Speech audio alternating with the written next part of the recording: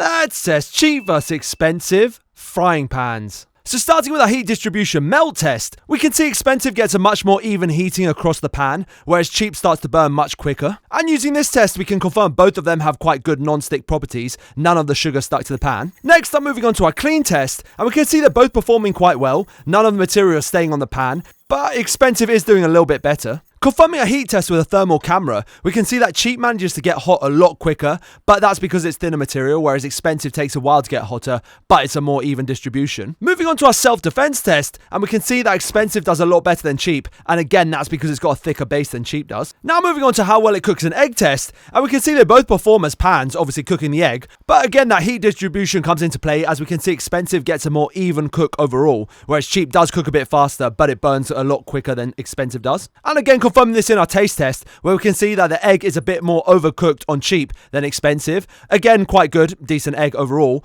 but on expensive you can see the yolk is quite a fair bit runnier and less overcooked on the inside, meaning you get a silkier overall yolk in the middle, but both eggs were actually quite good. And finally moving on to our early wake up loudness test, we can see expensive is louder, topping out 107 decibels, and so overall expensive wins. Very cool.